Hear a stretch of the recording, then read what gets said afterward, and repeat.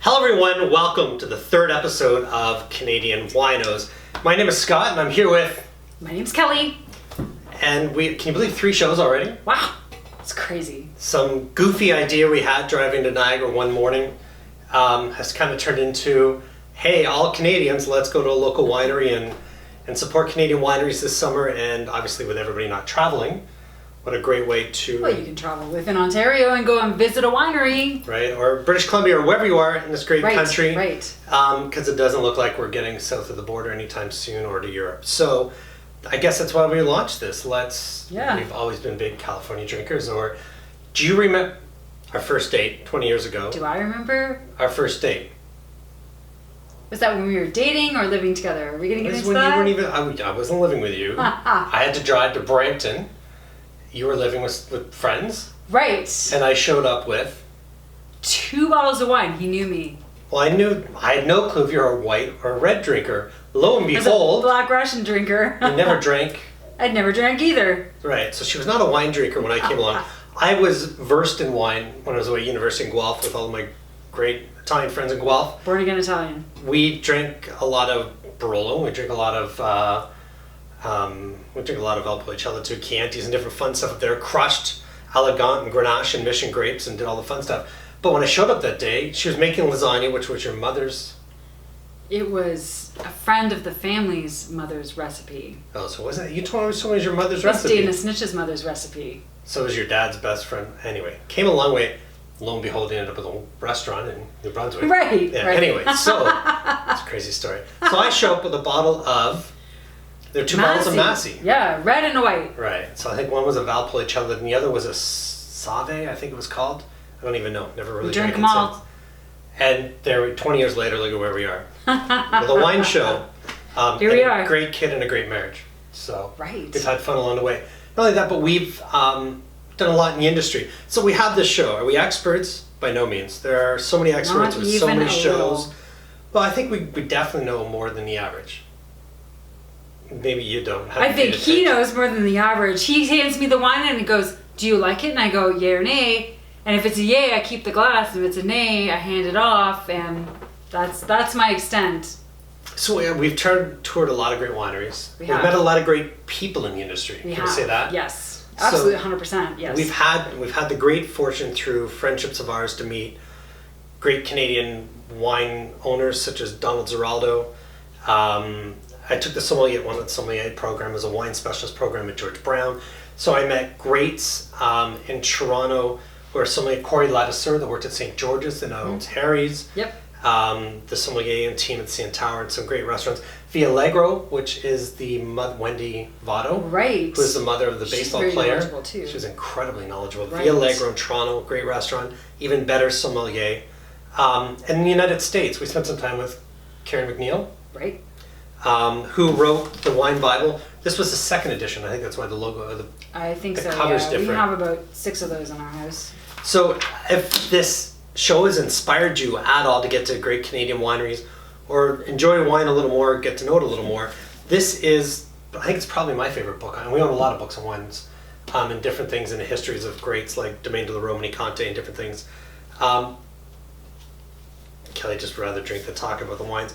But we were in Florida with her, and we've been in Chicago at the restaurant show with her. Right. But she has to be probably the most knowledgeable person that we've had a chance to taste with. Yes. So these are serious tastings, and this is like when I did the course at George Brown. It's clean, clear, viscosity legs, and you don't swirl it there, you swirl it on the table, and before you even smell it, you've gone through 12 steps of not something you want to do. I miss a lot of steps. I don't know what to tell you. Anyway, but I can tell you what I like and what I don't like, and I can tell you why. So we've had fun. 20 years. We've actually known each other 28 years, 28 years I want to say. Year. So we've been married for 17, just had our anniversary. 17th anniversary. And along the way, we've met a lot of great people in the industry. We visited a lot of great wines. Dinner with Dennis Cakebread. We were fortunate through Girona to do that. A lot of great people down there. I spent the afternoon. You were flying in. Mm-hmm. I spent an afternoon with John Schaefer about 6 months before he passed away. Right. It was an incredible afternoon at Schaefer Vineyards. Anyway, so we love the industry. Are we experts? No, but can we encourage you to visit some great wineries and have some fun and hopefully enjoy our show and all the goofiness that goes along. And we're pretty lucky that Ontario wineries are close enough to us that we can get there within 45 minutes or an hour, depending on where we're going. And it's right here, like pretty much in our own backyard, as compared to, like if you lived in like north, like way north, like, I don't know, it could be a couple Timmins hours. or like Northwest Territories? Yeah, right, either one, right? Like you could. I'm agreeing with you. North or north? Right. Right. It's like the same. Okay. But, you know, we're lucky that we have all of these great wineries that are right here pretty much in our backyard within an hour's drive. And like I said, ladies, you drive down, they drive back. But, right? Smart. Right. But we're lucky that they're right here in our backyard, and you get to talk to very knowledgeable people that are well versed in the wineries themselves and the process, how it's made, and we've had some great experience. That girl that took our son, who was like, I don't know, 8 at the time, took him on a wine tour and explained how wine was made. Do you remember where that was? Yeah, Vineland. And it was girl by the name Owen. And we've another great Canadian wine industry person, David Holly, that we know quite well at Vineland. He was with them early on, the original, when John Howard owned it, I guess. Mm-hmm. And then it was purchased, and David came back, and David's still director of operations, director of customer service. Got a great position there somewhere. Mm-hmm. So we wrote an email after that visit 6-8 years ago. Yeah, Josh was little. So there's a 7-8-year-old at the time, bored as parents. So best gift shop so far in Ontario at a winery. Vineland. Yeah, we've got more stuff. Yeah, we have a few things. I think there's stuff even around here. They had the little balsamic vinegar olive oil dish that had all the little. They don't have that. We have one, but we have one. Yeah. We got to show, and we know where they came from. David told me it's something we got to put on the show and talk about at some point. Right. And there was the decanter that came in ceramic that you can freeze or you can heat. Right. I think it's up there in the corner somewhere too. Vineland, we loved it, but this day Josh was bored. Second or third winery of the day, great, mom and dad, we got to do another one. This was a kid that read a book on the roof of Opus when we were up there drinking a glass of. He had his water. Yeah, and Josh might have been 10 or 11. 11, I think. Well, we did take him to a Real Madrid soccer game, so couldn't call that even. Yeah, that's true. That was a great trip. But Owen was there working at Vineland, grabbed a hold of Josh, said, "You must be bored. Let me take you for a walk." And we ended up in the cellar. We'd never been down to cellar Vineland, and she was like, "Your son seems interested." So anyway, great staff, which is why today's show is great. Mm-hmm. I think we found the most informative person so far at a winery. Right. We're not starting there though, right? We're going to start the first one. First one. But I also wanted to tell somebody, so we headed into third trip out in the Niagara region. We headed to the Lakeshore area of Niagara-on-the-Lake. Pretty cool. Backs onto Lake Ontario in the north part. As a child, I was born in St. Catharines, which is why I'm so happy to wear this Made in Niagara shirt that we'll get to in a second. But as a child, I'd spent a lot of time on Stewart Road at the Avondale Dairy Bar. Right. And there we are, zigzagging our way off the highway. We're going to the north part. Let's catch Stewart Road, the back of the Niagara-on-the-Lake airport, which you can fly to from the Toronto Island airport. It's pretty interesting. 6 minutes or something along those lines. And we found the Avondale Dairy Bar that is still painted the same signs, the same swing sets I think I went to as a kid at 4 or 5 years of age in the late 70s. So if you are going to Niagara-on-the-Lake, you've got the kids with you and you got to barter with them a little bit. We're going to do this. We're going to go to a Madrid soccer game. We can go to Napa kind of thing in San Francisco. We did the same thing on that day, but it was me being the kid, I guess. Right. We stopped into the Avondale Dairy Bar. He was driving. It was to the point where they had a pandemic coronavirus down to a science of stand here, wear a mask inside, which we have, and we'll mention a bit. I was impressed. Same probably music playing inside there. I didn't get on a swing. No. But it was kind of really interesting to go back to somewhere we've been at as a kid. Canadian Winos has wino masks. Well, we don't. We don't, but yeah, we company found wine masks. They're right in between Rockwood and Acton, Ontario. You found them online, didn't you? I did on Instagram. Hide in Hand. I wrote it down. What did you say? Hidesinhand.com. They had everything from logoed masks to kids' masks. They're outside in the parking lot of a leather manufacturing. This is the Cork side. Manufacturing location. Really nice guy. I think Patrick owns it. He was from Clarkson Lorne Park area originally, lives up there. It does look pretty cool. This is the wine bottle side. And they have some great ones with some decorative stuff on it. Canadian flags, lumberjacks, fun stuff. But you can order online and have it shipped. Oh, off the okay, website. yeah. We went there, but yeah, they do, I guess, purses and wallets and moccasins and a variety of different things. But like a lot of other businesses, they've gone on to do masks. Some PPE stuff for what's happening right now. The nice thing about these, they're durable. They've been through the wash a couple of times for us. Washed them. Actually, stuck this one through the dryer. Turned out just fine. So Hides in Hand, great spot.com to purchase some masks. And they got a lot of great styles, which will suit all of us who... Like corks and wine bottles. Fantastic. So Niagara-on-the-Lake, we headed in that day. We stopped, we had an ice cream. We didn't really go anywhere special for lunch that day. So no reporting on a great restaurant, I don't think. Although we are going back to the patio of one of these wineries. Right. So we headed into, I found the website for Palatine Hills. And it's a second winery, it's on your left. It's the second winery we've been to where the kids bought the winery off the parents. Right. Because the first one was Between the Lines. Right. Niagara-on-the-Lake as well. What was really cool about this location, they recently renovated their tasting area and patio. So you thought it was cool? I actually did. Their patio had, it was like gravel, so I don't really know if it really was a patio before, but it had gravel that they laid, and then they had a bunch of tables with umbrellas. Umbrellas are important because it's really, really hot. We've got heat wave for, I don't know, at least 3 or 4 weeks now. So there was umbrellas, and then so we went outside to have our tasting, although we were inside the store to order the wines and buy our shirts. Yes, these are best clothing so far in the Niagara region. We like it. They had another brand that wasn't on the wines, but it was something, I don't remember. You know what, I will mark it there and edit it later. This is the back of my You're shirt. gonna knock everything and crash into everything. But look, I gotta show them. Look, this is the back of my shirt. Really, really cool brand. I think they were brothers that said they purchased it. I can't remember. Yeah. I don't remember the story. Fully, I don't know. They had masks. It was hard to recognize them. Great Anyway, guys. Another great winery. And it seems to be they had it in the 80s, and now they're doing new labels for the next. Are we gonna try this wine or? We're gonna try this wine. Great winery, Palatine Hills, north part of Niagara-on-the-Lake. They're on the south side of Lakeshore, and everything on the north side of Lakeshore back down to Lake Ontario. Smell good. We did taste this while we were down there. It's very citrusy. Is this a Chard? It's a Chardonnay. Really? It was very citrusy.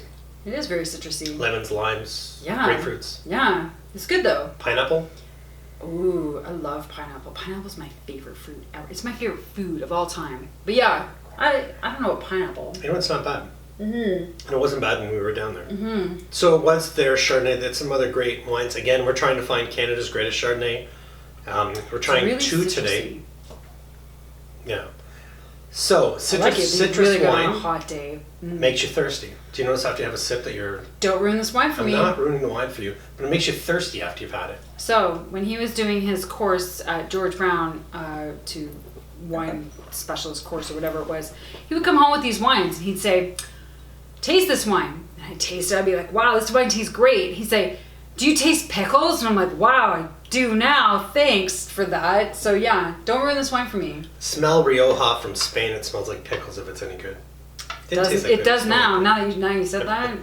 So Palatine Hills Chardonnay. This was $28 a bottle. Like Same price as That's our nice. favorite back 10 sellers so far from Ontario.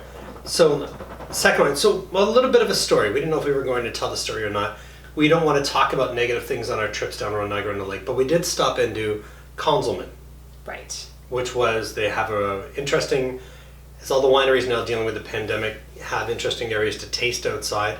They were doing something in their parking lot or something, I think we found. Yeah, something. But we went inside. Yeah. Yeah, we went inside. And they had a raised area, remember you could take pictures of Lake Ontario.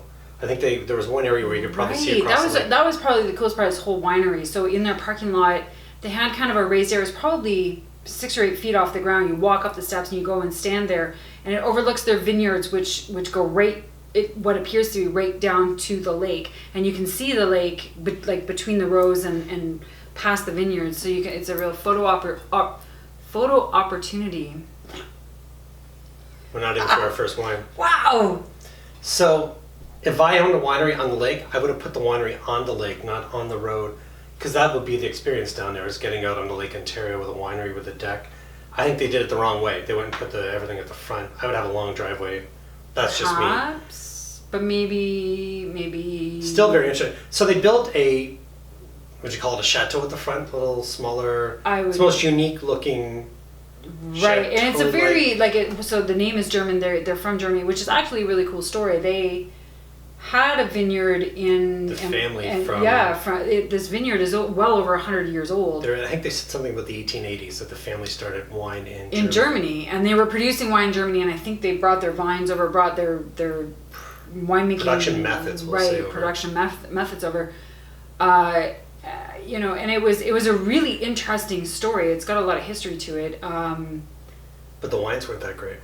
Oh, well, So the people were great. The people were great. The location is fantastic. And I did try that. There was a peach wine. Right. Which, when's the next time you're going to get to try a peach wine? So I tried it. It was peachy. So I think Konzelmann, and correct me if I'm wrong down below in comments or something, almost all their bottles were $14.95. And when we find that in a winery, we will find that all of those wines are usually in the El Cibio, because that's a key price point for starting off to buy wines at $14.95. Is it hard to find a good wine at $14.95? Yeah, it's hard to find a good wine at $14.95. They had a great ice wine. I think it was about $45 that I tried. You don't know an ice wine. I'm not an ice wine drinker, so I really can't speak to it. Tried the peach wine. It was pretty good, actually, but very peachy. Anyway, we didn't buy any wines from there. They had an expensive cab, and at some point we are going back to find all the great cabs from Ontario and BC. But there's nothing great about anything to bring home from there. Neat little gift shop, great building. The people are fantastic. Yeah, very knowledgeable, very friendly. Seem to but the wines that know we their tried, stuff. just weren't worth bringing home. And then we went to Strewn. We drove by it, realized we drove by it because the sign had just not. I wasn't driving. Not driving. So we stopped back in. The first question was, do you have a reservation? We didn't, obviously, and we know now.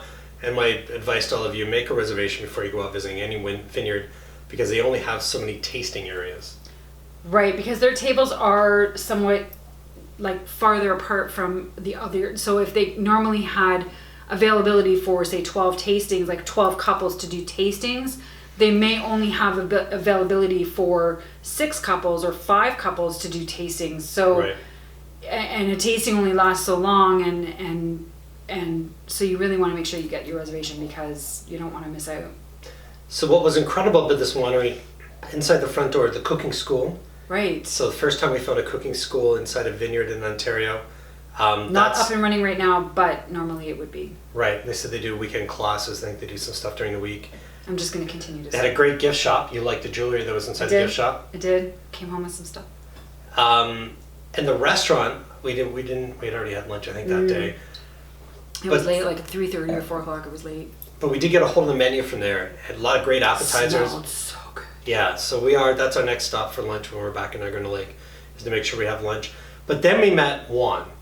Right. That guy was awesome. So by far the most knowledgeable, helpful staff member of a vineyard so far that we've met down there. Yes, 100%. So at that point, I was drinking. We'd already been to 2 wineries. I wanted to make sure that we were safely getting home, so I didn't partake, although I had a sip of yours. So what did he do with you? He gave you... So we said we were on the hunt for Chardonnay, and he gave me, they had 3 different Chardonnays. They had, and I said I preferred oaked, although I think they did have an unoaked. And then they had 3 And I oaked. said, no, I prefer the oaked. And so they gave me, it was a U.S. oaked. There was, right. A Canadian oaked. Right. And a French oaked. And they were 3 different oaked Chardonnays.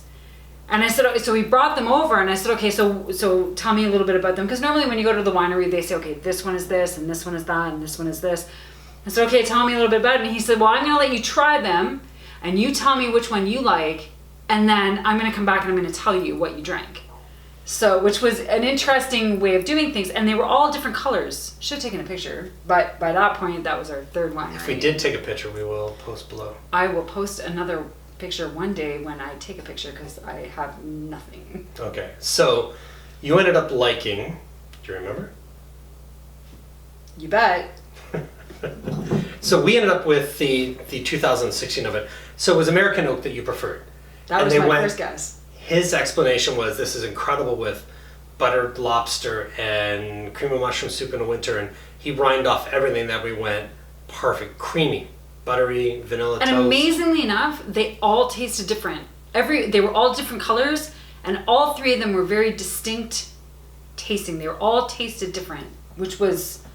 So he went into even depth of how the pores of each of the different woods take on different processes of fermentation and provide different flavors to the some wine. of them are tighter, some of them are looser, some of them it was to do with the porousness of the wood and the different types of oak, and he was Oak very from Pennsylvania knowledgeable. compared to oak from Washington State. We even dealt with them pool tables years ago. Yeah, they were. From the He maple. had a lot of information. So one is if you can book reservations at Strewn for a tasting, ask for one.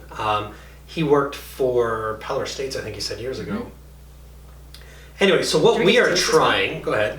So Kelly drank 3 of the 2017s. course So I it was good, but then he says, if you're buying it, don't drink it when you get home. You gotta let it sit for 6 months. So And I said, well, no, this is something we're going back. I didn't tell him about the show. We weren't totally... good. Smells. I haven't even tasted. I'm trying to explain this. So we ended up with a bottle of 2016 because we said to him, if you're telling us to let the 2017 rest for a little while, we want to drink the stuff when we get home. So he says, I've got about 40 bottles of the 16 left. And he went and found us a bottle of the 2016 American Oak. Now, it's actually well priced at 32. Bell. Creaking. So much noise. Yeah, so much. We hope you like our backdrop there. This is our second episode with... The first one we shouldn't have done it where we did it. It was kind of on a corner of the house and didn't work out. I think the thermostat was actually right behind my ear or something. So 3 great Chardonnays. If you get to Strewn, try them all. So good. They're incredibly good. This is the American Oak. And if you find one, say we know you have 2016s left. So you see much more of a golden color. That looks like so good. You gotta try apple. And this is... it. Delicious. Right? Oh, it's so good. So that lobster coming out, some butter with it, have it for dinner, is exactly what you're going to eat with it, or what you're going to drink with it. Definitely made the short list. 100% Yeah, made this the is short really list. good. Oh, it's so good. So I don't believe this is available in the LCBO. I know they have some I wines want to that are say in. they didn't. I think he said they had a couple of cases left, but I want to say. So if it is available in the LCBO, I'll put a link below. I know there's some Strewn that's in the LCBO, but I don't believe that everything I'm not sure, is available but- from them. This is really good. I'm not gonna. So good. Oh, if you're not gonna drink it, I'll drink it. So Niagara-on-the-Lake, north part is the Lakeshore again. The Niagara region, there's 10 different wine regions to it. Lakeshore is one of them, the north end of Niagara-on-the-Lake. Make sure you stop and have an ice cream at Avondale first. And And then Strewn head has a off small to- sign. Yeah, you're going to drive by it. And then turn around and go back to it. Very close to downtown Niagara-on-the-Lake. So if you're looking It's for a pretty hotel, close, there's great hotels downtown Niagara-on-the-Lake. There's great shopping, although I don't know if you can get into any of those stores. Not Last time we were there, you much. couldn't get in. Yeah. You were going to get a fine if you went to the washroom, I think, in one place. That's another story. We can't let you in to go to the washroom. It's $1,000 fine. It's $1,000 fine if we let you go. I tried 3 different places. They were like, no, can't go to the washroom in here. I'm like, Yeah, so All right, during well, COVID, it's yeah. not so easy to find a place to go to the washroom. put some napkins in your glove box. Make some reservations while you're down there. But we had fun, north end of Niagara-on-the-Lake. Yeah, we did. Isn't it a great day? We've actually been having fun going down to Niagara-on-the-Lake or to the Niagara region and trying some wines and put the roof down and yeah.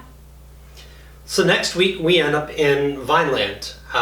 We've already been there and done this. We just haven't shot the episode. We went to we found a great Meritage and a Cab Sauv.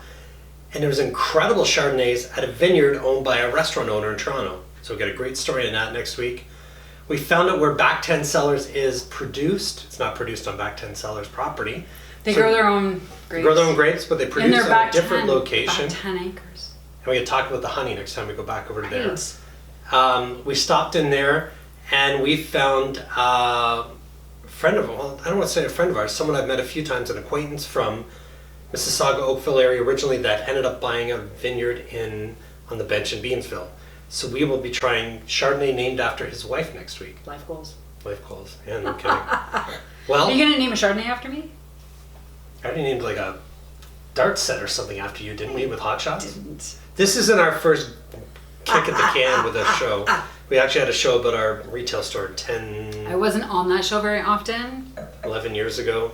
Anyway, YouTube This Is Darts. You'll find us much younger and, I well, wasn't without on it very alcohol o- anyway. Yeah, I wasn't on it very often. Anyway, so that's it for another episode. Episode 3 is done. Episode 3. Happy with Strewn Chardonnay. Yeah. Oh, yeah. 100%. This is fantastic. Now, oh, is it so good. better than back 10? So here's what we're going to... Yeah, but like... Around Labor Day, here's what we'll do. We'll take our top 3. Sounds like this one might be there. Yeah, this is 100% shortlisted. 100%. And we are going to do a blind taste testing with you. And I'm going to stick the Mer Soleil in it. So there's going to be 4 of them. And let's see if the California... That's terrible. wins. That's a terrible idea. And then we're going to take the top 3 from Ontario. Could be a BC one in it by that point too. And let's see if you can pick what your favorite is. Sound good? Sounds fantastic. All right. Good. Everybody, thanks for watching another episode. Stay safe, stay healthy. If you see us, come and find us because we'd love to taste with you. Yeah. Anyway, follow us, Facebook, Instagram, Twitter. Yep. And send us an email. With your favorite Chardonnay. Yeah, we want to know your and your favorite vineyard. Where do you like to travel to? Send us an email to cheers@canadianwinos.ca. Mm-hmm. Everybody, thanks for watching. Thanks. Bye.